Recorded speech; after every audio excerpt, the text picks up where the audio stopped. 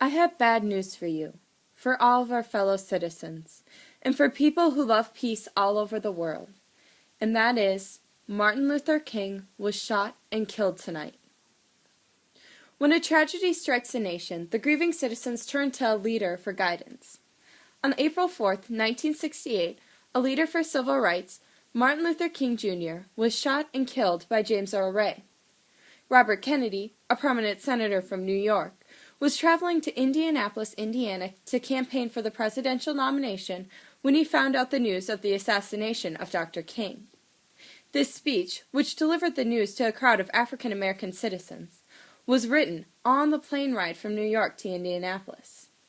These words of peace and understanding helped calm these distraught people when they received the news. I will be analyzing Kennedy's speech using Aristotle's 3 pillars of rhetoric. Ethos, or ethical credibility, logos, or logical arguments, and pathos, or emotional reasoning. As Kennedy continues, his audience reacts to this awful news. Martin Luther King dedicated his life to love and to justice for his fellow human beings, and he died because of that effort. In this difficult day, in this difficult time for the United States, it is perhaps well to ask what kind of nation we are and what direction we want to move in. For those of you who are black, considering the evidence there evidently is, there were white people who were responsible. You can be filled with bitterness, with hatred, and a desire for revenge. We can move in that direction as a country, in great polarization, black people amongst black, white people amongst white, filled with hatred towards one another. Or we can make an effort, as Martin Luther King did, to understand and to comprehend, and to replace that violence, that stain of bloodshed that has spread across our land, with an effort to understand with compassion and love. In this section, Kennedy recognizes the natural feeling for revenge. He uses logos to prove that it's okay for the blacks to feel anger and hatred towards the white, as a white man killed their peaceful leader. Kennedy then reminds them that Dr. King stood for love and understanding between different races. When Kennedy continues speaking, he lays foundation for compassion by using his own personal experiences. For those of you who are black and are tempted to be filled with hatred and distrust at the injustice of such an act against all white people, I can only say I feel in my own heart the same kind of feeling.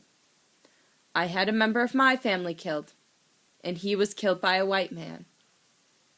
But we have to make an effort in the United States. We have to make an effort to understand, to go beyond these rather difficult times.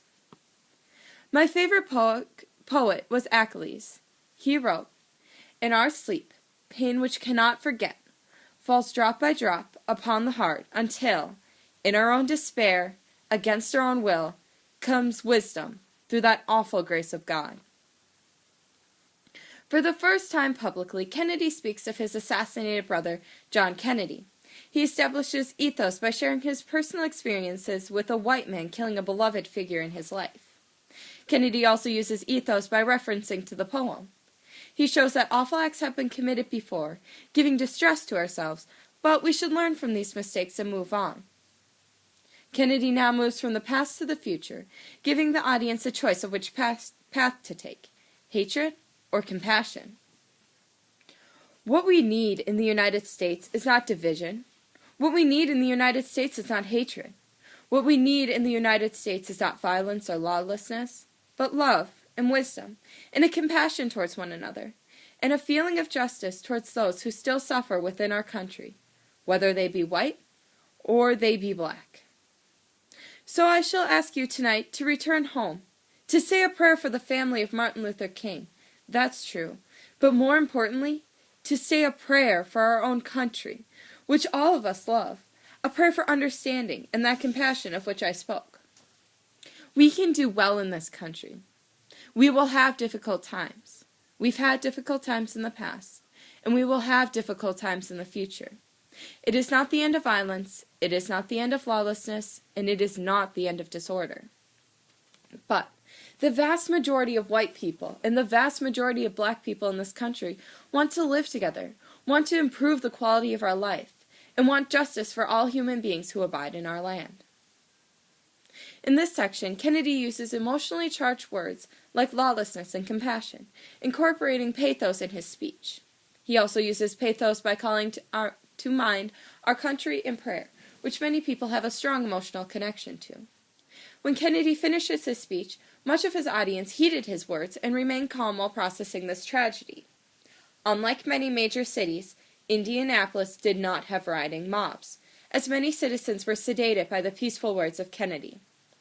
As Kennedy closes his speech, he again reminds his audience of peace and compassion, both of which Dr. King stood for. Let us dedicate ourselves to what the Greeks wrote so many years ago, to tame the savageness of man and to make gentle the life of this world. Let us dedicate ourselves to that and to say a prayer for our country and for our people.